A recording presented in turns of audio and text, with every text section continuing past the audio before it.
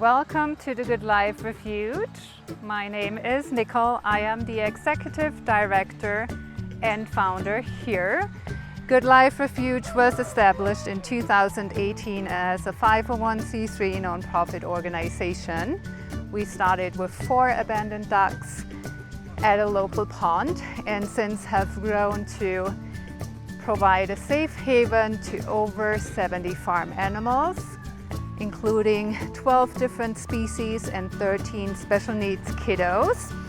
We are mostly volunteer run and are solely relying on financial contributions from the public. So with that, let me take you over to our bird area. 50% of the sanctuary are birds, mostly ducks and chickens. And a lot of them have been abandoned or given up by their owners because of their decreasing productivity or simply because they have been the wrong species. We have our volunteers here cleaning, helping out, but meet our kids. Miss Cookie, Miss Alice, we have Miss Hey Hey here. We have quite a few roosters that are kept solo because they don't do too well with our girls. They are very abrasive. Miss Alice here, she was given up because the owner didn't want them anymore. She came with her sibling, Lacey, and is enjoying a life now here that does not include her having to lay eggs or based on her productivity. She's just here because she has a right to be here. And with that, I'll take you over to our duck area.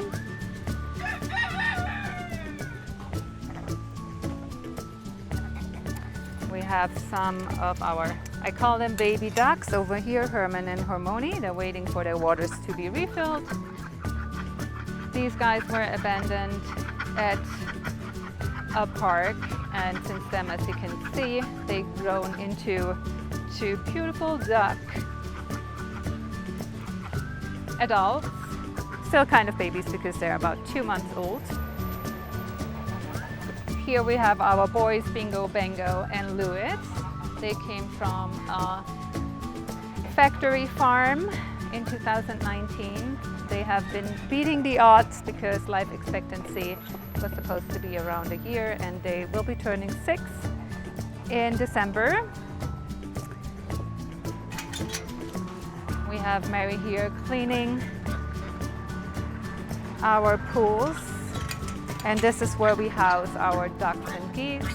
We will be working on this area hopefully later in the year to rejuvenate because it has taken its toll. But most of these kiddos have been actually abandoned. We have some kids where the owner surrendered because of a bear attack. And we still have some of the originals. Caramel in the back, the light tan colored one is one of our original products that we took in. Let's move over to our big kids area, which make up the other 50% of the sanctuary.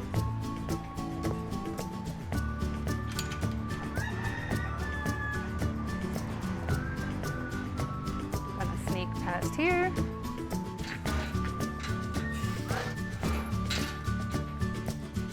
We have a variety of reasons why we're why animals have been needing sanctuary here. Most of our animals are owner surrenders. We also have abandoned animals, and then we have animals that we took in because of special needs or medical care could not be provided. We're on 5 acres here. Our area is sectioned off We have some of our pot-bellied pigs in this area. We have Morgan and Max, and this is where the goats hang out at night. They're patiently waiting for their breakfast, which is very different to our big pigs. Once they get a whiff of feeding time, they will start getting noisy. Morgan was an owner surrender due to zoning violations, and so was Max, which is actually a very typical scenario for pot-bellied pigs. In addition, as you can see, Max is for sure not on the small side. So is a Morgan. Morgan is about 170 pounds, and Max we estimate at about 200 to 250 pounds, which is not a small animal to have in an apartment or in a home, in a regular home. So out here we have our big pigs. We have 4 farm pigs and, as I said, about 3 pot-bellied pigs. And many of them came to us because the owners weren't able to keep them. I was looking to introduce, oh there she is, Juniper to you.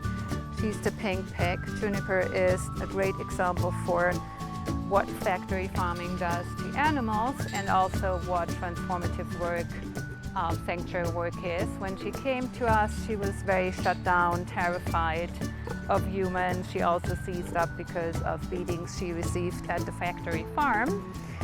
And now I would say she's our most rascally pig. Definitely enjoys life to the fullest and is one of our biggest troublemaker. I think you can tell that she is a very special somebody. And then we have Dinka and Moose, our 2 equines. Moose is a mule, Dinka is a donkey.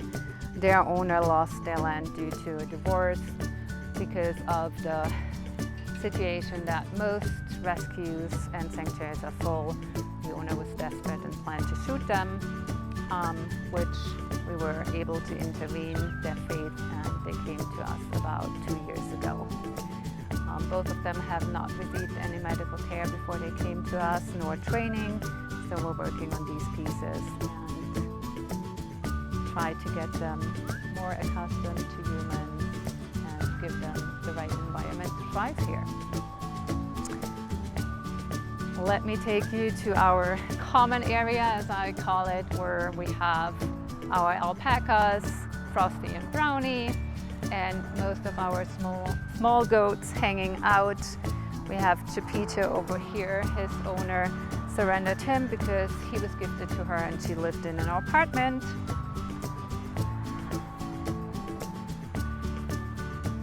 And Buffy, she's on the other side, lying here close to the pig area. Her owner was getting sick, needed to reduce, and didn't care too much about what happens to her goats. So she decided, or let somebody come in to shoot them. Fortunately, there was a good Samaritan who intervened and negotiated release to us so we could help Buffy out. And Frosty and Brownie were also some of our first residents here at the Good Life Refuge. They were rescue transfer because the rescue was having financial hardship and needed to reduce their animal numbers. We also have our 2 rascal goats and their mama. The one who's banging on the gate over there is Nature, and the other one joining him shortly is Forest, and Mama Peanut is munching on some of the hay.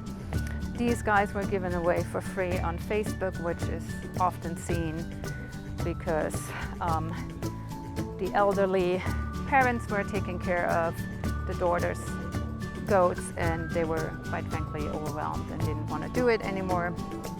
So for the boys, often this is a death sentence because they're often used for meat, versus the girls are used for breeding and milking. So we were able to step in and intervene, and They just get to live their life and be their rescuer self. And with that, I'm gonna take and we have Kevin here. Kevin enjoys his life too. He came from the same rescue as well as Brownie and Frosty. As you can tell, he's walking away from us. He does not like humans too much, but we made great progress. He takes treats out of hands now. We have our sheepers, Sean, Levi, and Jack. These guys have been hand reared by us. They came in at between 3 to 7 days of age from a Colorado lamb meat farm. As common standard practice there, when they have twin births, they get rid of the smaller twin or runt so they can raise the other lamb as quickly as possible. It's just economically not the best, I guess, for them. So they gave them away for free, didn't care much. We were able to get 3 of these guys. And as you can tell, they grew into 3 big, very lovely lambs who are also often our troublemakers. Particularly Sean likes to pick on people